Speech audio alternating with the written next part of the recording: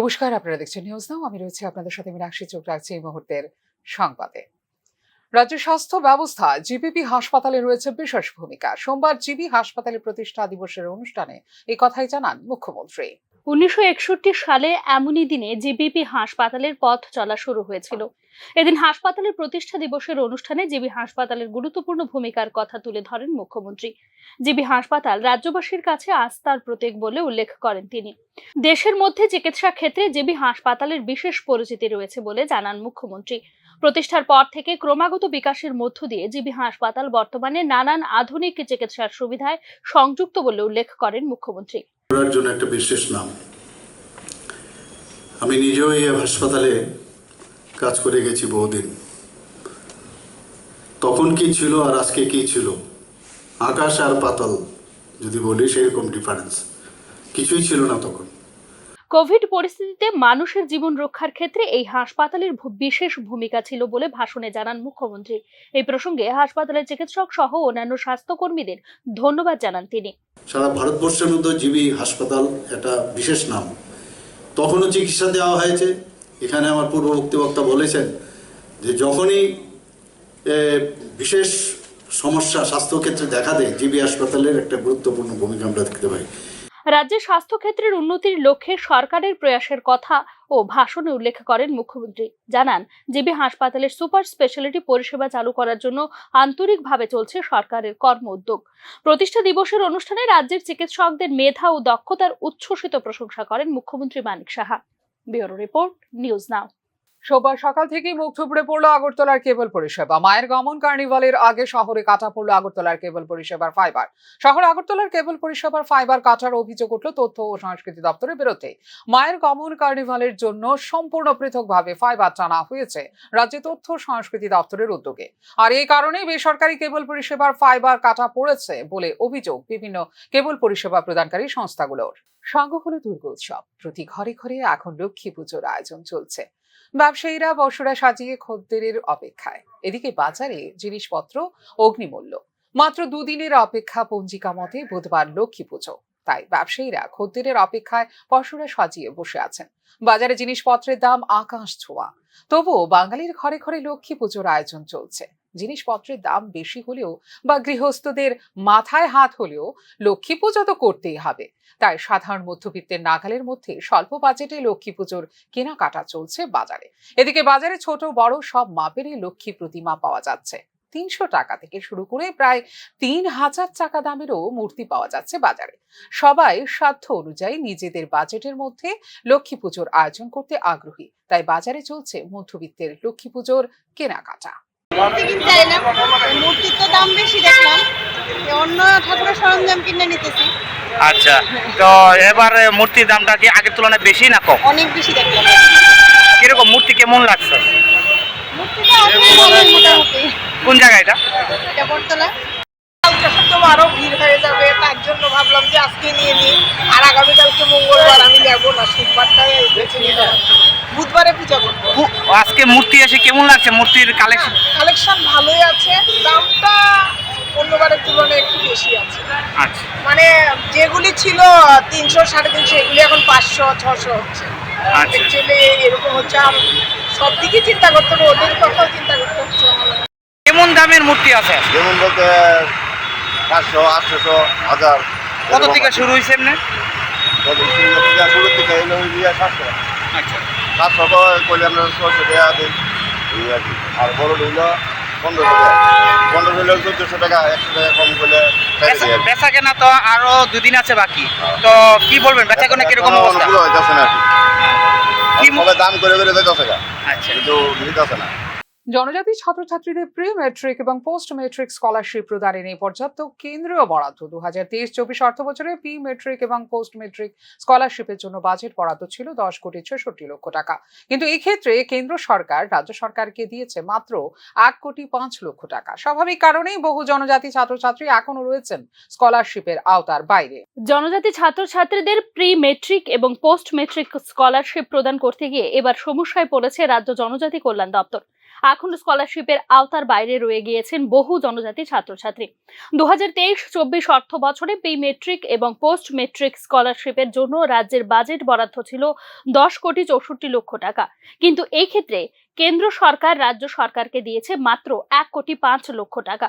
অর্থাৎ জনজাতি ছাত্রছাত্রীদের স্কলারশিপ দেওয়ার ক্ষেত্রে 9,61,00,000 টাকা এখনো পায়নি রাজ্য সরকার। রাজ্যে বর্তমানে মোট 35,665 জন জনজাতি ছাত্রছাত্রী তালিকাভুক্ত রয়েছেন স্কলারশিপের জন্য।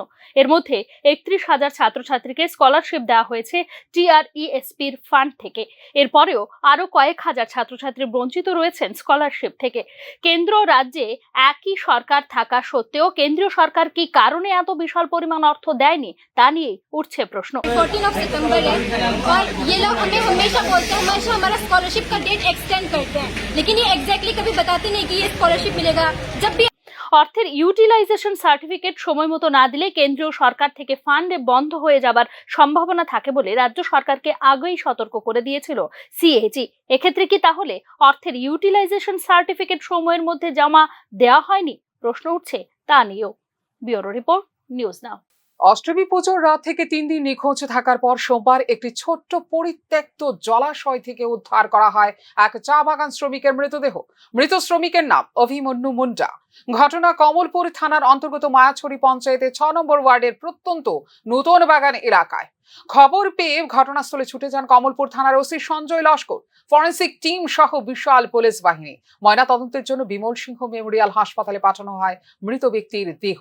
মৃত শ্রমিক প্রচন্ড মদ্যপান করত বলে জানিয়েছে পুলিশ। ময়না তদন্তের রিপোর্টের পরেই মৃত্যুর আসল কারণ জানা যাবে বলে জানান স্থানীয় থানার ওসি সঞ্জয় লস্কর।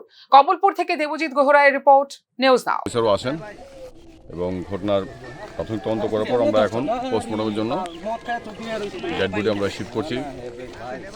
রাজ্য সরকার অনিয়মিত কর্মচারীদের প্রতি চরম বঞ্চনা করছে বলে দীর্ঘদিন ধরে অভিযোগ করছেন অনিয়মিত কর্মচারীরা। বিশেষ করে নিয়মিতকরণের পুরো ব্যবস্থাটি তুলে দেওয়ায় ভবিষ্যৎ অনিশ্চিত বলে মনে করছেন রাজ্য সরকারের সংশ্লিষ্ট অনিয়মিত কর্মচারীরা। রাজ্য সরকারের বিভিন্ন দপ্তর ও সরকারের আন্ডারটেকিং সংস্থাগুলোর হাজার হাজার অনিয়মিত কর্মীদের প্রতি রাজ্য সরকারের বঞ্চনা চরম সীমায় পৌঁছেছে বলে অভিযোগ সংশ্লিষ্ট কর্মচারীদের। কোনো প্রকার ছুটি ছাড়া দীর্ঘ বছর খুব সামান্য বেতনে অনিয়মিত হিসেবে নিষ্ঠার সঙ্গে কাজ করে চললেও তাদের নিয়মিতকরণের কোনো উদ্যোগই নেওয়া হচ্ছে না বলে অভিযোগ রাজ্য সরকারের বিরুদ্ধে। নিয়মিত না করায় 60 বছরে অবসরে গিয়ে কোনো রকম পেনশনের সুবিধাও পাচ্ছেন না তারা। খালি হাতে অবসরে গিয়ে পরিবার নিয়ে আরো অবর্ণনীয় দুর্ভোগে পড়তে হচ্ছে তাদের। অনিয়মিত কর্মচারীদের প্রতি চরম বঞ্চনা করছে বলে দীর্ঘদিন ধরেই রাজ্য সরকারের বিরুদ্ধে অভিযোগ অনিয়মিত কর্মচারীদের। বিজেপি 2018 সালে ক্ষমতায় আসার আগে নির্বাচনী ইস্তেহারে তথা ভিশন ডকুমেন্টে লিখিত প্রতিশ্রুতি দিয়েছিল যে সরকার ক্ষমতায় আসলে সমস্ত অনিয়মিত কর্মচারীকে নিয়মিত করা হবে। বিজেপি সরকার ক্ষমতায় এসেছে 7 বছর অতিক্রান্ত হতে চলেছে, কিন্তু কোনো দপ্তর বা সরকার অধিগৃহীত সংস্থার একজন অনিয়মিত কর্মচারীও নিয়মিত হয়েছেন বলে জানা নেই সংশ্লিষ্টদের। অনিয়মিত কর্মচারীদের 10 বছর চাকরি করলেই সেই সব অনিয়মিত কর্মচারী অনায়াসে নিয়মিত হয়ে যাওয়ার যে নিয়ম চালু ছিল আগে, ক্ষমতায় আসার পর 6 মাসের মধ্যেই সেই সুযোগ বাতিল করে দিয়েছে বিজেপি সরকার। বিজেপি সরকারের এই সিদ্ধান্তে দীর্ঘ বঞ্চনার গভীর সংকটে পড়ে যান অনিয়মিত কর্মচারীরা। রাজ্য সরকারের এই ভূমিকায় হাজার হাজার অনিয়মিত কর্মচারী ও তাদের পরিবার এখন ভুগছেন চূড়ান্ত হতাশায়। রাজ্য সরকারের তো সবই কর্মচারী তো রাজ্য সরকারের আন্ডারে আছে, এডিসি বলো না জেনারেল বলো, সবই কর্মচারী রাজ্য সরকারের আন্ডারে আছে।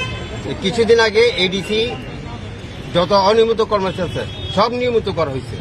তাইলে এখন জেনারেল যেটা আমাদের যে রাজ্য সরকারের যে জেনারেল যে কোটা ধরে আছে এটার করে এটাতে রেগুলার করা তো দূরের কথা, এটার আরো বদ্ধ করে দেওয়া হয়েছে।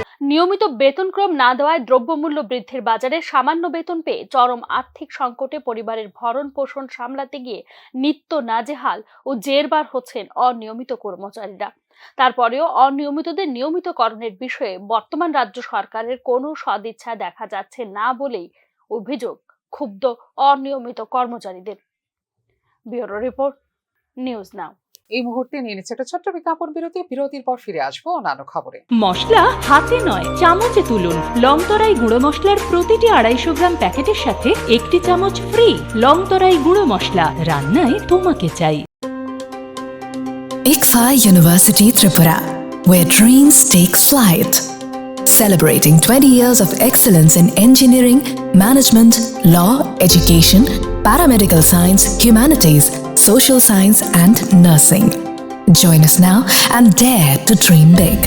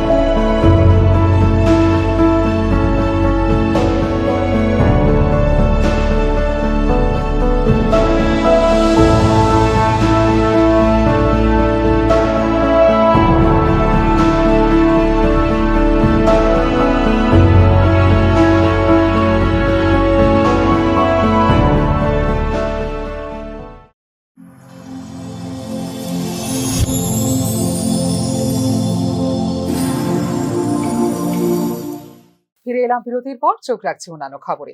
ওএনজিসি স্থিত নেতাজি নগরের স্ত্রী ও শাশুড়িকে হত্যার ঘটনায় ধৃত সমরজিৎ চৌধুরীকে 12 দিনের জেল হেফাজতের নির্দেশ দিল আদালত। সমরজিৎ চৌধুরীকে 25 তারিখ পুনরায় আদালতে তোলা হবে বলে জানিয়েছেন সরকার পক্ষের আইনজীবী দিলীপ দেবনাথ।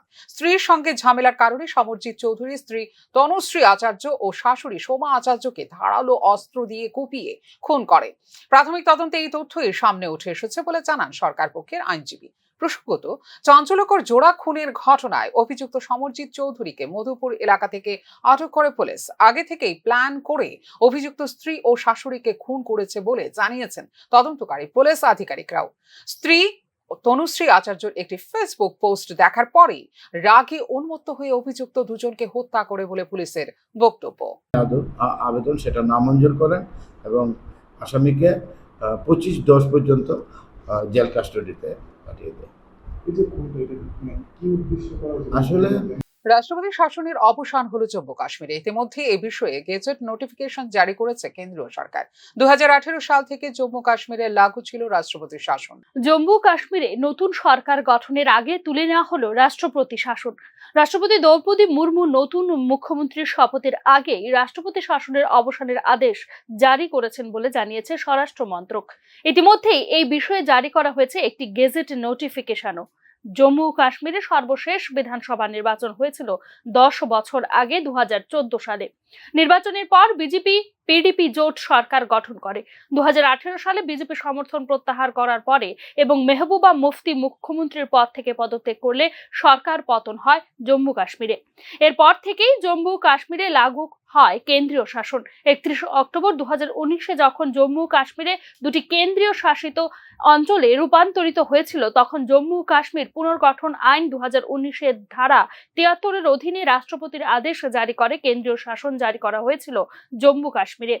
সদ্য সমাপ্ত বিধানসভা নির্বাচনে ন্যাশনাল কনফারেন্স 42টি আসন জিতেছে জম্মু কাশ্মীরে, যেখানে তার মিত্র কংগ্রেস জয়ী হয়েছে 6টি আসনে এবং সিপিআইএম জিতেছে 1টি আসনে। জম্মু কাশ্মীরের মুখ্যমন্ত্রী হিসেবে ওমর আবদুল্লাহ শপথ গ্রহণের বিষয়টিতে সিদ্ধান্ত হয়েছে সর্বসম্মতিক্রমে। Bureau report, news now. Vijaya Dashami দিন রহস্যজনকভাবে নিখোঁজ হয়েছেন এক বস্ত্র ব্যবসায়ী। নিখোঁজ অজয় আচার্য ওরফে বাপি আচার্যের বাড়ি এয়ারপোর্ট থানাধীন গান্ধীগ্রাম এলাকায়। পরিবারের তরফে এয়ারপোর্ট থানায় একটি মিসিং ডায়েরি করা হয়েছে। জানা যায়, রবিবার গান্ধীগ্রামের বস্ত্র ব্যবসায়ী অজয় আচার্য আগরতলায় মালিকদের বকেয়া টাকা দিতে গিয়ে রহস্যজনকভাবে নিখোঁজ হয়েছেন। পরিবারের লোকজনদের কাছ থেকে জানা যায়, আগরতলা শহরে কোথায় কাকে কত টাকা দেওয়ার কথা ছিল সে ব্যাপারে তাদের কোনো ধারণা নেই। নিখোঁজ ব্যক্তির পরিবারের তরফ থেকে এই ব্যাপারে এয়ারপোর্ট থানায় একটি মিসিং ডায়েরি করা হয়েছে। নিখোঁজ অজয় আচার্যের স্ত্রী তার স্বামীকে খুঁজে পাওয়ার জন্য এয়ারপোর্ট থানার পুলিশ ও জনসাধারণের কাছে সাহায্য প্রার্থনা করেছেন। এই বিষয়ে পুলিশে মিছিল ডায়েরি করছেন আপনারা?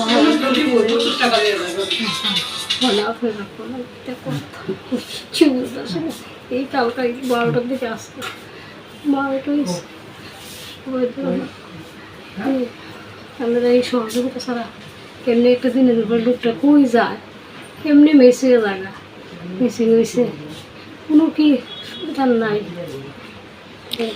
শেষ কখন কথা হয়েছে? কালকে কোন সময় কথা হয়েছে তাইনার সঙ্গে আপনারা? দোকানে ছেলে আমার আর কথা হয়েছে না, দোকানে কথা হয়েছে 2:30টার সময়, তো অনেকে 12টা। উত্তরের কদমতলা কাণ্ডের পর একাধিক শান্তি বৈঠক হলেও এখনও স্বাভাবিক হয়নি স্থানীয় এলাকার পরিস্থিতি। কদমতলার শান্তি সম্প্রীতি অটুট রাখতে সোমবার কদমতলা কুর্তি বিধানসভা কেন্দ্রের জনপ্রতিনিধি ও উভয় সম্প্রদায়ের বিশিষ্ট জনদের নিয়ে একটি কমিটি গঠন করা হয়। দক্ষিণ কদমতলা কমিউনিটি হলে 33 জন সদস্য নিয়ে গঠন করা হলো কদমতলা কুর্তি নাগরিক মঞ্চ কমিটি। কমিটিতে রয়েছেন কদমতলা পঞ্চায়েত সমিতির ভাইস চেয়ারম্যান বিদ্যাভূষণ দাস, কদমতলা থানার ওসি জয়ন্ত দেবনাথ, চোরাইবাড়ি থানার ওসি খোকন সাহা, পঞ্চায়েত সমিতির সদস্য হাসিম তালুকদার, জহরুল হক, প্রাক্তন চেয়ারম্যান সুব্রত দেব, বিশিষ্ট সমাজসেবী গিয়াসউদ্দিন চৌধুরী, ফকরুদ্দিন, উস্তাদ আলী, হীরালাল নাথ, সুভাষিস সেনগুপ্ত, রসময় নাথ সহ প্রাক্তন শিক্ষক সহ এলাকার উভয় সম্প্রদায়ের বিশিষ্ট জনেরা। এদিনের অনুষ্ঠানে উপস্থিত সকলে কদমতলা শান্তি সম্প্রীতি অটুট রাখতে পুলিশ প্রশাসনিক সার্বিক সহযোগিতার বার্তা দেন। কোনো ধরনের অপপ্রচার ও গুজব ছড়ালে পুলিশ কঠোর ব্যবস্থা নেবে বলে বৈঠকে জানান কদমতলা থানার ওসি জয়ন্ত দেবনাথ। আমরা যদি শাস্তি দিতে পারি, প্রশাসনের হাতে দিতে পারি, তাহলে এই সমস্যার সমাধান হবে। না হলে প্রতি বছর ঘটনা ঘটবে, ঘটনার পরে এইরকম আমরা শান্তি বৈঠক করব, শান্তি বৈঠক করে হাততালি দিয়ে আমরা চলে যাব, প্রেস মিডিয়ার সামনে যাব। এখনকার মতো এই মুহূর্তের সংবাদ এ পর্যন্ত। অন্যান্য আপডেটস দেখার জন্য অবশ্যই নজর রাখতে হবে নিউজ নাওয়ের পর্দায়। নমস্কার।